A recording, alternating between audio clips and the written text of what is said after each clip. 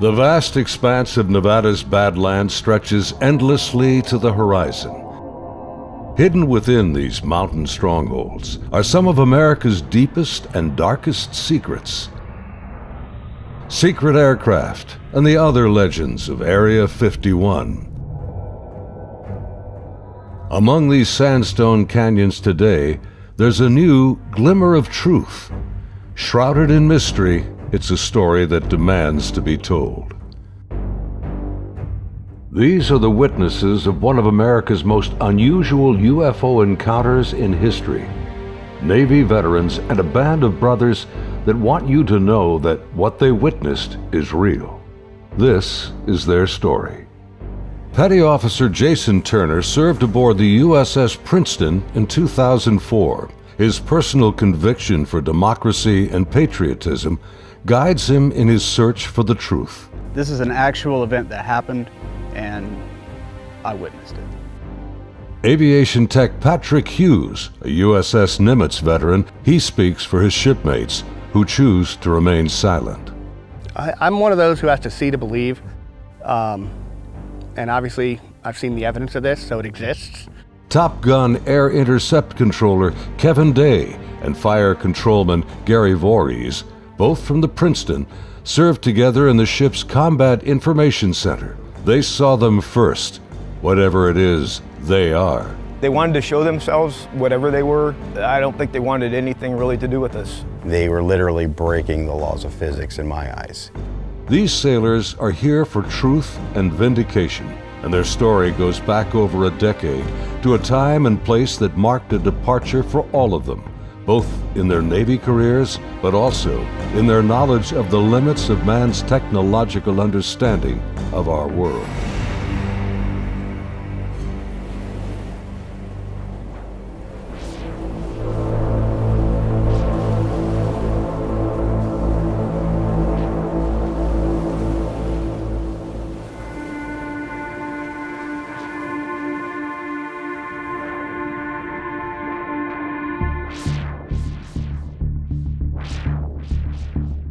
Looking out over the ocean toward the horizon, sun, sea, and sky form an endless vista, a never-ending cycle of tide, wind, and waves. Here, far from shore, strange events have unfolded. These stories stretch the boundaries of our imagination and challenge our beliefs. This is a true story of such events from the accounts of the sailors and naval aviators who experienced them. Professional military service members who want the world to know that what they encountered is real. Even more troubling, our military has no explanation. The answers seem to elude everyone, like reflections on the waves, yet they are out there.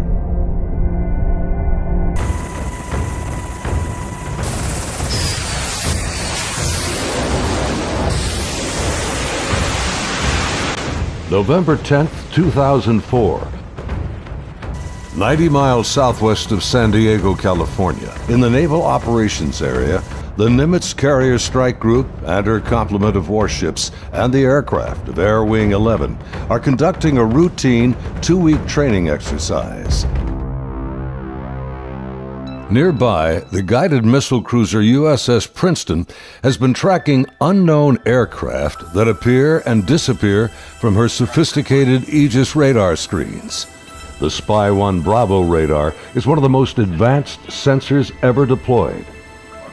Princeton's main role is air defense of the strike group, and Operations Specialist Senior Chief Day is in charge of protecting the airspace around the Nimitz. And my job was to man the radars and ID everything that flew in the skies. And I also sat a position called Anti-Air Warfare Coordinator, where if we ever had to go to war, I was the guy that was going to launch the missiles and kill shit. In addition to that, I was the Air Intercept Controller. When the Super Hornets take off the carrier, I'm the guy that takes control and takes them to the fight and gets them home safe. And there was a lot of experience in that room. The captain had 28 years, I had 18 years. And the Aegis ship is our newest weapons system afloat. It's got the Spy 1 radar system, phased array radar system, and I was an expert on that. Inside the Combat Information Center, Chief Day's attention is focused on a group of unknown aircraft on the Spy 1 screen. He's trying to identify them.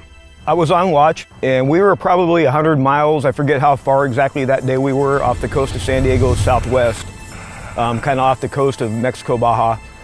And I started to notice these weird tracks that were popping onto my radar coverage right about San Clemente Island. And the reason why I say they were weird, because they were appearing in groups of 5 to 10 at a time, and they were pretty closely spaced to each other, and they were 28,000 feet going 100 knots tracking south. And in the back of my mind, I'm thinking, you know, that's kind of odd. I mean, I don't know anything that flies like that. They weren't on the comm air routes, the commercial airline routes. I wasn't really that concerned about them. I didn't consider them hostile for any reason at all. Another watch or two, as I'm watching, the same formation appeared again. And over the course of 3-4 days, it probably counted up to that point, groups of 5 to 10 at a time. There were probably 50, 60 tracks by then. Today, Kevin and Gary are still looking for answers. They've known each other for over a decade since their Navy days. Gary was a third-class petty officer and fire controlman back then. I worked on the Aegis computer system on a CG-59 guided missile cruiser, the USS Princeton. I'm in charge of CEC and data recording and maintaining and operating all the mainframes that run the system. They're both becoming increasingly frustrated in their attempts to ID the strange aerial objects, which have no transponders and fit no known flight profiles. The guys that work on the Spy 1 Bravo radar, they had come across and said they needed to take the system down for recalibration because they were getting clutter or ghost tracks, and they needed to recalibrate to get rid of them. Then once they did finish all that recalibration, bring it back up, the tracks didn't disappear. They were still there, but they were actually sharper and clearer. They were doing diagnostic tests on everything we had to make sure it was not a system malfunction. And it turned out that it wasn't. These were actually real objects. I had the highest spy track quality possible on these contacts. In this situation, I actually started recording on all 4 tapes at the same time. That way, it was a one continuous loop, and I was just replacing them as they were, becoming full. We failed utterly to identify these things. It didn't meet any of the parameters for anything that was known. In some cases, they seem to descend from space and then suddenly plunge to near sea level in seconds. Coupled with the unidentified nature of the craft and lack of clearance, these extreme flight observations are very troubling to the crew assigned to protect the carrier group from aerial threats. Sunday, November 14th, morning. The Nimitz deck crew is busy launching FA-18F Super Hornets, helicopters, and E-2 Hawkeye early warning planes. The mission? Simulated air defense, or ADEX training over the Pacific. The winds are calm, the skies are clear, a near perfect day for flying.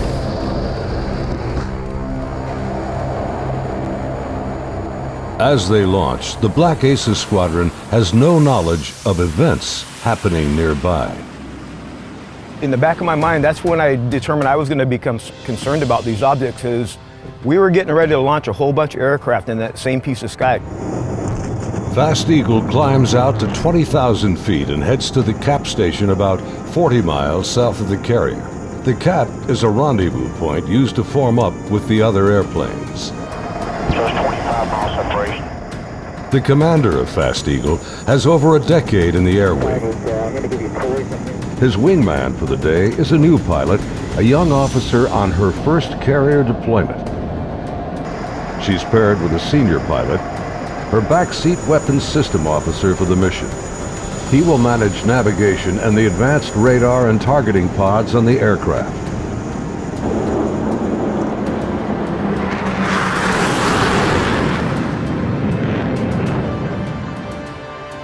Overhead, an E-2 Hawkeye from the Wallbanger Squadron is on station directing the aircraft.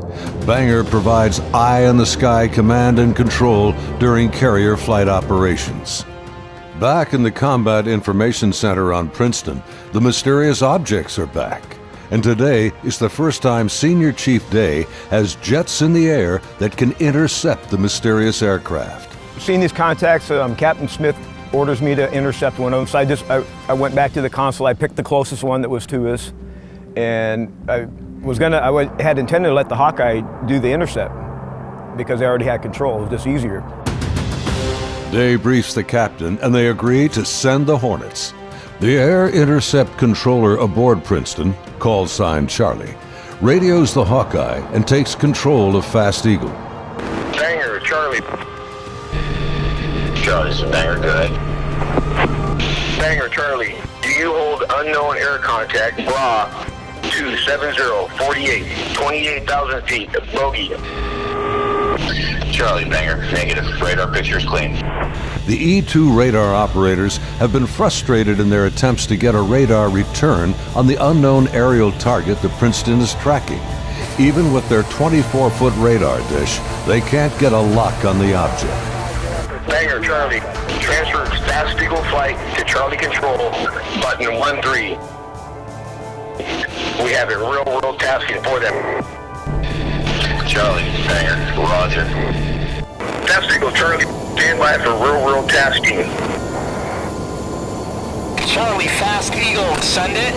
We vector towards that position in the sky, and real quiet on the radio. I'm just giving them bra calls, which is bearing range altitude, to these unknown bogey group. And basically I'm just telling their crew where the object is, the bearing from them, and the range from them, and the altitude so they can drive towards it. Contact bra 27041, 20,000 feet, bogey, snap, 270, over. Roger, bearing 270, 41 miles. 100, go trail. 100. Say state. State 12,000 pounds. Clean, do you have it? I'm trying to get a track on it now. They sent link 16, but my radar picture is clean. The next radio call takes everyone by surprise. Fast Eagle 110, say loadout. 110, what's your weapons loadout? Yeah, the tactical action officer, the TAO, jumps on the radio. Her name was Lieutenant Elders, and she just point blank asked the Fast Eagle flight if they were carrying any type of weapons. And there was a stunned pause on the radio. Wings clean, Princeton. We just have CADAM training missiles, and they're not coming off the rail. We're in an exercise environment, and the last thing we wanted to do is start shooting stuff. Now the controllers have the pilot's undivided attention. Normally, the squadron doesn't carry live ordnance when training. What do you guys think that was about? What, about the loadout? I have no idea. Maybe it's drug runners or something. Yeah, it could be. Or a lost Cessna out of SoCal. I don't like this. Fast Eagle, Charlie, contact bra 16034, 8,000 feet, bogey.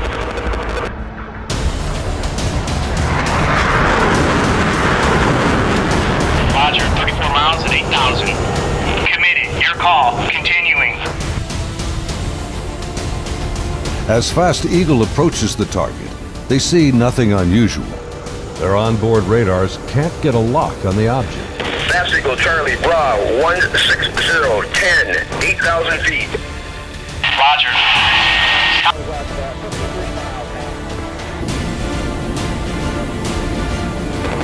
Fast Eagle, Charlie, merge plot. Basically what the merge plot means on the radar, you got two objects in the same vertical piece of sky, so when I'm looking at the 2D display, it looks like a one radar blob now. Confirm the object appears stationary. I had it at 17.7. Showing, again, basically no airspeed on it. Hey, you guys seeing us? What is that?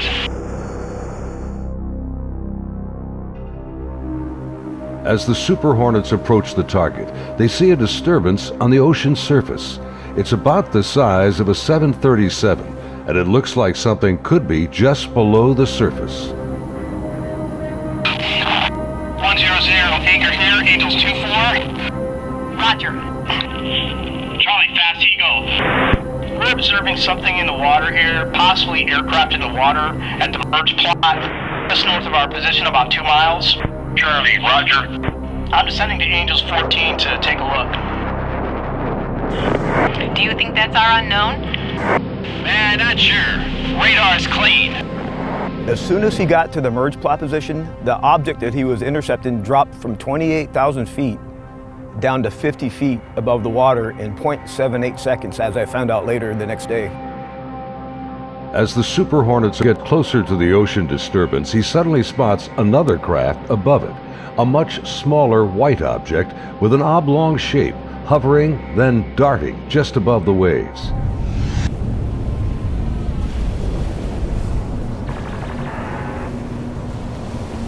The object is moving around erratically, seemingly focused on the white water. The shape is similar to a tic-tac. It's smooth like porcelain. It's not an airplane.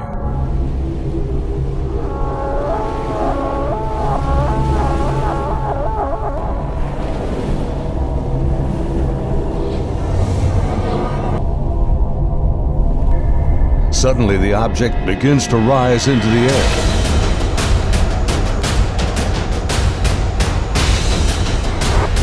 It's coming up. 2 miles. The strange craft begins mirroring the turn rate of Fast Eagle. Tell me one Gate, 287, 2 miles, Angels 5. The object is now at his 3 o'clock position as he continues to turn with it. He's turning hard, 3,000 meters. We had the external communications in the speaker in combat so everyone could listen to it. And the next thing I hear in the radio going, oh my God, I'm engaged, I'm engaged. 1,000 meters, he's southwest, Angels 8.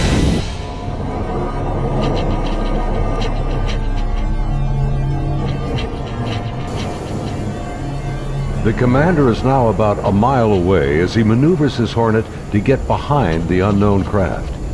It's about the size of an F-18, about 47 feet long, and it has no wings.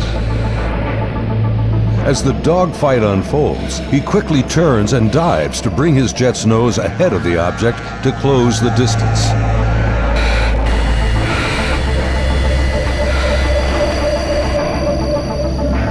Holy f***! It jumped! 1,000 meters, he's...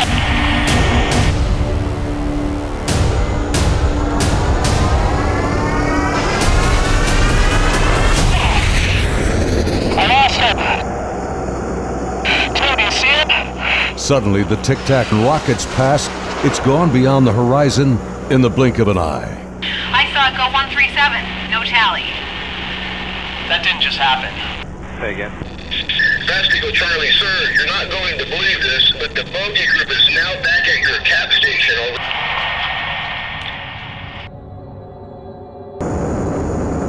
As Fast Eagle returns to the area of the ocean disturbance, the object is gone, and the sea is once again calm.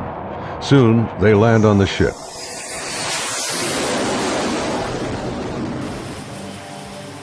Back on board Banger, the flight crew has been listening to the radio transmissions from Fast Eagle. The crew has been tracking the intercepts on their advanced display systems called the CEC. One of the radar operators, who wishes to remain anonymous, describes hearing the fear in the pilots' voices, and he knows this is no drill.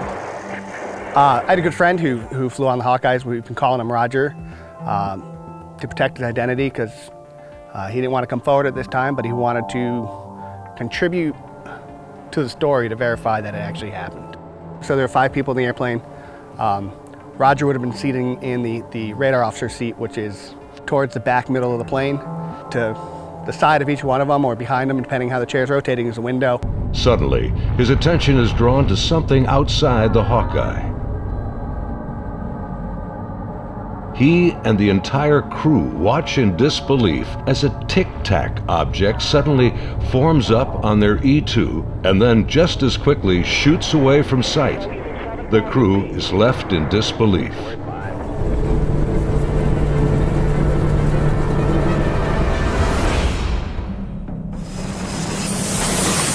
As Banger returns to the ship, the crew is shaken. The highly unusual events are troubling, but what happens next has haunted them to this day. U.S. Navy officers quickly arrive and escort the aircrew to a secure space on the ship. As the crewmen begin to take off their flight gear, an officer begins the debriefing by telling them this event did not happen, and they are given non-disclosure agreements to sign. They're warned to never discuss this event again. Again, we're preparing for the air defense exercise. So now we got all the squadrons launching off the carrier because they're all up going to do their functional check flights. Senior Chief Day watched in disbelief as the Tic Tac UFOs reacted to the incoming fighter jets. All the objects in the sky, they all dropped out of the sky. From 28,000 feet down to 50 feet. Based on the Spy 1 Bravo radar system, the object descended at over 24,000 miles an hour. It was unbelievable because normally what would happen if a normal aircraft did that? First of all, it would fly apart. It wouldn't be able to withstand the G-forces, and there would be multiple sonic booms. It would be boom, boom, boom, boom, boom, boom, boom, boom, boom, and this did not make any sonic booms. From what I observed, I saw that it went from, right around between 25 and 30,000 feet down to sea level and below sea level. Contact, tag number 042. Below sea level was confirmed to me by the actual sonar techs that were in combat, in communications with other techs that had said they had an active track on it under the water.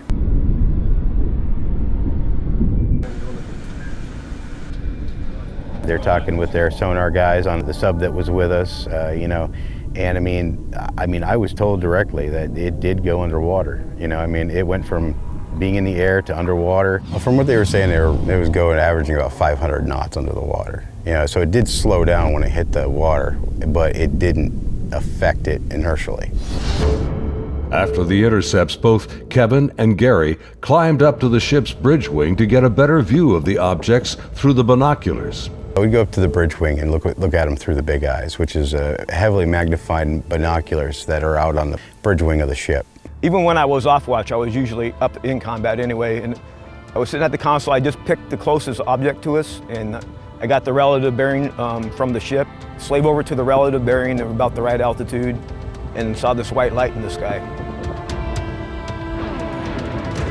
The movements were smooth to erratic. They just moved from one point to another. It was always a very sharp and clean movement. It always felt like a constant speed, not like speeding up. Just it needed to go to that point, and it decided to do it at this speed. And then it would just go from nothing to the speed they were going to go, and then stop at the next point. Meanwhile, back on the Nimitz, aviation tech Patrick Hughes is working to secure the classified data recorders from the Hawkeye that encountered the Tic Tac. We pull out their hard drives. We call them RMCs. We call them bricks because they physically heavy like a brick. But they contain the software to run the airplane. And they also record a lot of the data that the aircrew sees during the flight. So we take the removable stuff, we take it out, we go downstairs, back to our shop. Patrick's job involves tracking the chain of custody of the hard drives. Then we open up the safe, put them in the safe. We've got tracking sheets so we know what RMCs are on what airplane. We know who signed them out, who put them in the airplane, who took them out of the airplane. As he gets ready to wrap up the mission, there's a knock on the door. Our commanding officer's there, two other guys in flight suits who I'm assuming were Air Force officers, because I'm pretty sure that's the insignia they had on. But they were not on the ship earlier. I did not see them come on the ship, so I'm not sure how they got there. But the skipper basically said, I need the bricks off the flight. We opened the safe, we put them in the bags. He took them, he took his two anonymous officers and left. The officers, with the classified hard drives in hand, soon board an HS-60 Seahawk helicopter and leave Nimitz.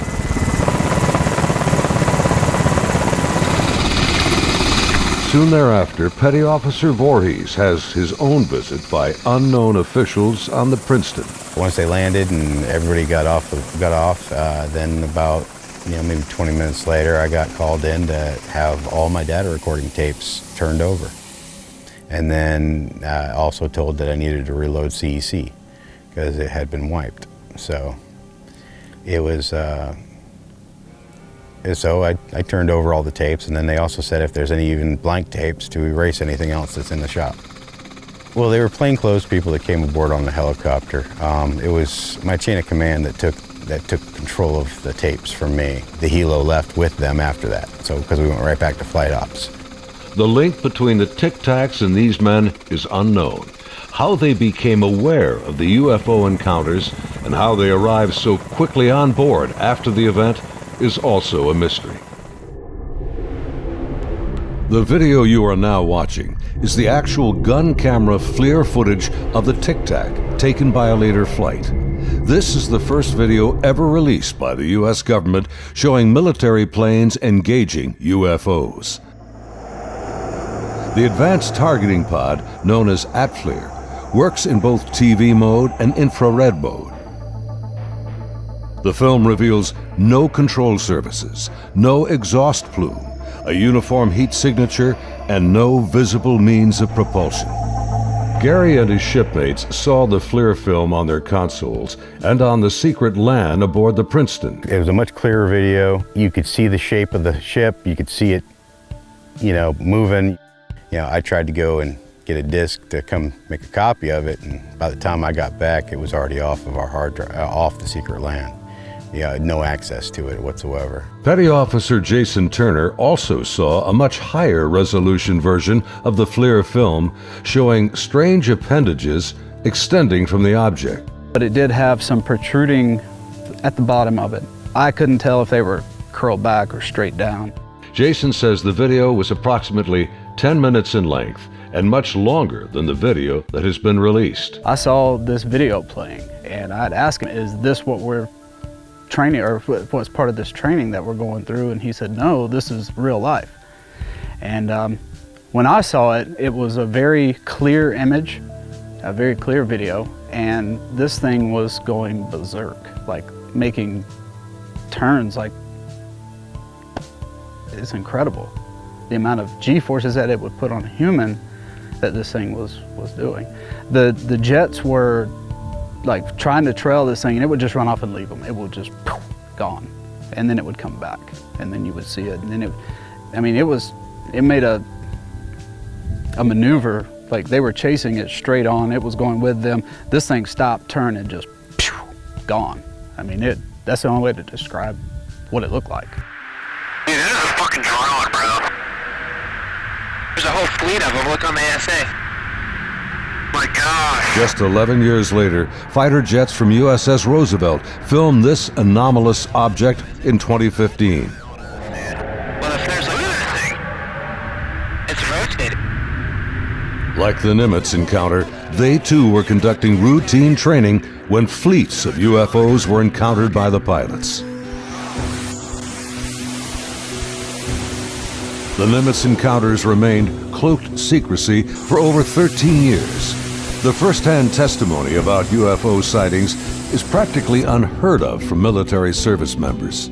Thanks to the brave and honest accounts of the sailors and naval aviators who have come forward to relate their experiences, and of the remarkable videos they filmed that day, the silence has been broken. I dealt with this all on my own for many, many years, and it was not a very pleasant journey to go through, because no one really believes you. But now things have changed, and anyone out there that's struggling with this and wants to reach out, there is now a group that you can reach out to and get help and support and vindication. It's honestly been a little relieving to be able to actually talk about it and how important that event really was, and not just keep blowing it off. There's people out here that really need to know and want to know, and you have the support of me and Kevin and my other shipmates that have come forward and decided to talk about it. My role is to describe the story and convince people that yes, this event really happened and these objects were really real, but what they are, I have no idea. It is something. I want to know what it is.